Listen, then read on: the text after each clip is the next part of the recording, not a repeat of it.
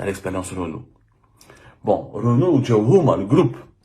Les autres, Hyundai, Volkswagen, c'est les oligarques algériens. Bahkout ou les Jeb Hyundai, Almi ou les Jeb Slovaques, ou les Jeb Volkswagen, Kia, Al-Arabaï ou les Jeb Kia. Mais Renault, ce sont eux qui ont investi, qui se sont installés en Algérie.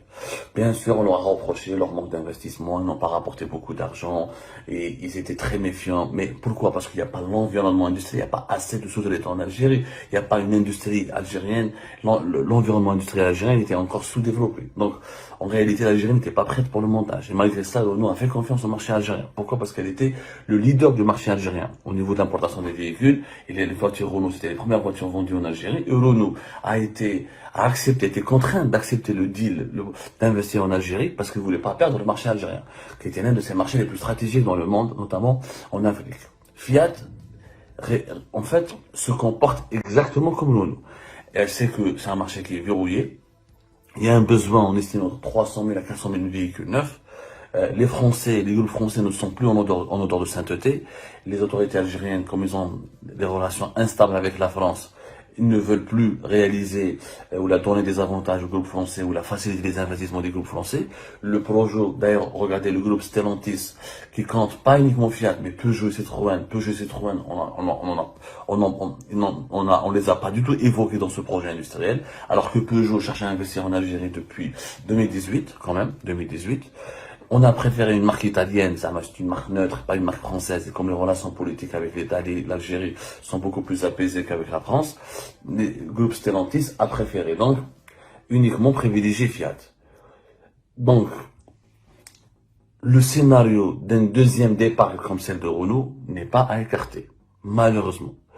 Pour que cela réussisse, pour que ce projet réussisse, il faut d'abord se donner du temps. Il faut que le pays soit stable. Il faut que d'ici 2024, il n'y a pas de crise politique. Parce que Traft Boun, je mets en 2024 et à sa place. Et que je ne reconnais pas le projet Fiat. Il va traiter avec notre constructeur au Fiat. Alors, avec le Z, où les emplois qui devaient être créés ne seront jamais créés. 3, il faut travailler sur l'environnement industriel. Un constructeur, quand il vient, il ne peut pas développer ton industrie. Il t'aide à développer ton industrie. Mais ce n'est pas un Fiat, parce que ce qu'on a demandé à Renault, ça a été d'ailleurs une erreur. Ni Fiat, ni Renault, ni Volkswagen, ils ne pourront pas venir pour développer l'industrie de ton pays. Eux, ils viennent pour gagner de l'argent. C'est un investisseur. Il va essayer de convaincre certains de ses sous-traitants, certains de ses fournisseurs de travailler et s'installer avec l'Algérie. Mais l'essentiel du développement industriel se fait par le pays lui-même. C'est-à-dire qu'il faut qu'il y ait des PME, des PMI algériennes, des universités, une main-d'œuvre qualifiée et une stabilité juridique et économique et politique pour que des entreprises algériennes internationales viennent investir dans la sous-traitance. C'est-à-dire la fabrication et la production des pièces pour l'industrie automobile. C'est comme ça que le Maroc a réussi. C'est comme ça que le Maroc a atteint des exportations de presque 6 milliards, voire je pense qu'ils ont dépassé ou atteint presque les 6 milliards d'euros de voitures. Et c'est pour ça que les usines Renault et Peugeot, PSA en Maroc ont réussi. Parce qu'il y a la stabilité politique, il y a l'environnement industriel qui commençait à mûrir, il y a aussi, ils se sont donné du temps. C'est une stratégie, ils sont passés par plusieurs étapes. Le mouchkil, c'est que les trois ne sont pas encore réunis.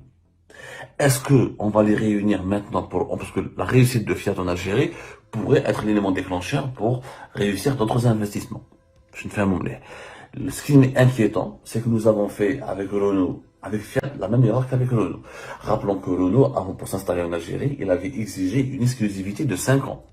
C'est-à-dire qu'il a demandé au gouvernement algérien de n'autoriser aucune autre usine de montage au bout de 5 ans. Le gouvernement algérien à l'époque leur a donné 3 ans. De 2014 à 2017, il n'y a eu pratiquement aucune usine. Celle de Hyundai Tatahout, il a commencé à la préparer en 2016, mais ne s'était lancé réellement qu'à partir de 2017 pour respecter le deal qui a été conclu avec Renault Algérie. Est-ce qu'il y a eu un deal avec Fiat? Mais la benache. Personne ne veut nous répondre. Est-ce que Fiat a exigé comme Renault, genre, on fait l'usine à Oran, à Faraoui, mais vous n'autorisez aucun autre constructeur au bout de 3-4 ans. Parce qu'il veut s'emparer du marché, il veut gagner beaucoup d'argent pour rentabiliser son investissement. Je ne sais pas. Si les autorités algériennes ont ont donné ce privilège-là, ont accepté de négocier ce point-là avec Fiat, alors ça aurait été une erreur grossière parce que c'est ce qui nous a c'est ce qui nous a fait perdre beaucoup d'argent, beaucoup de temps avec Renault. Renault aurait dû s'installer en 2014, l'Algérie aurait dû de façon concomitante et en même temps, en parallèle, négocier avec d'autres groupes internationaux, genre Toyota, Volkswagen ou là d'autres. On ne peut pas offrir le monopole, on ne peut pas offrir le marché algérien, qui est quand même, qui était, maintenant il ne l'est plus, mais qui était quand même le deuxième marché automobile après l'Afrique du Sud en Afrique, entre 2014 jusqu'à 2018, entre 2013, 2012 jusqu'à 2018, 2017. On ne peut pas l'offrir comme ça sur un plateau en argent. Ça a été une erreur. Si Fiat aura le monopole jusqu'à 2026, ça va être une erreur catastrophique. Parce que quand un constructeur, quand un investisseur, c'est une règle économique. Tout opérateur économique qui a un marché que pour lui-même, il n'aura pas de concurrence, donc il ne sera pas motivé pour réussir son projet rapidement, pour le rentabiliser rapidement et pour offrir des services et des produits de qualité. C'est la concurrence qui crée la croissance économique. C'est la concurrence qui est le moteur, la concurrence et la compétition qui sont les moteurs de la création, de la richesse, de la croissance économique. Espérons que le régime algérien, que le gouvernement algérien actuel, et je suis dans la transparence, on a l'impression que ce sont des négociations qui se font du jour au jour. Alors, projet Renault au début, rappelons-nous, c'est pour ça que le parallèle entre Fiat et Renault est très intéressant, et beaucoup d'experts européens ont peur que Fiat se casse la gueule, se casse les dents comme Renault, parce que Renault, ça a commencé comme ça.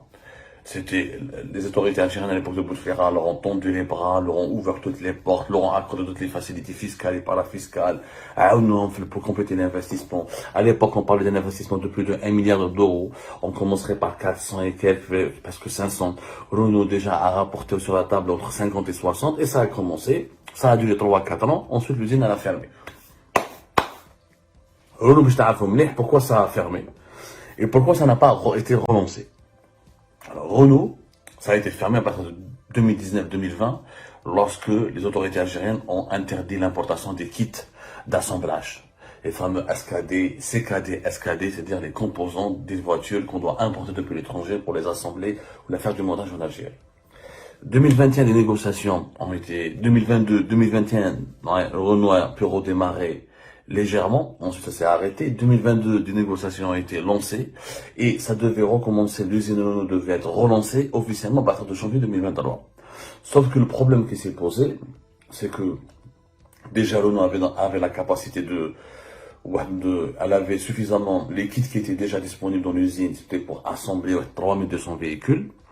Même Renault avait demandé aux autorités algériennes des autorisations pour importer des kits depuis l'Espagne afin de procéder à l'assemblage de 17 000 véhicules.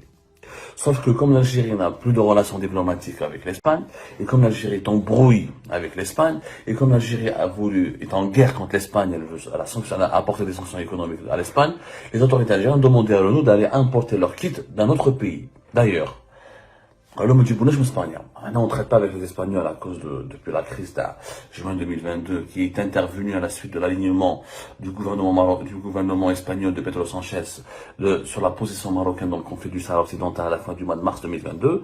Mai-juin, les relations se sont tendues.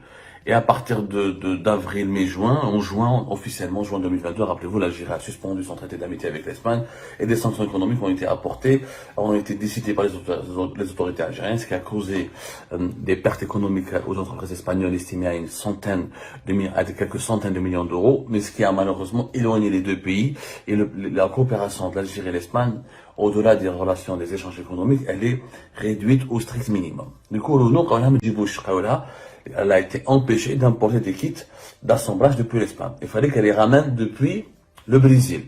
Sauf que pour ramener des kits des kits d'assemblage de voitures, ou les kits SKD, CKD depuis le Brésil, ça aurait coûté très cher. C'est très loin, c'est géographiquement éloigné, et ça ne correspondait pas aux besoins de l'usine de Renault. Du coup, l'usine de Renault, ça n'a pas redémarré. Mois de février 2023, ils ont décidé de faire un coup d'arrêt en attendant de renégocier notre accord avec les autorités algériennes. Donc Renault qui est présent en Algérie depuis 2014 et qui a plus ou moins atteint ses premiers objectifs industriels, entre 25 à 25% de taux d'intégration, et qui a atteint un certain niveau de production de 75 000 véhicules. Ils ont échoué, alors qu'ils avaient exactement les mêmes aides, les mêmes facilités, le même soutien.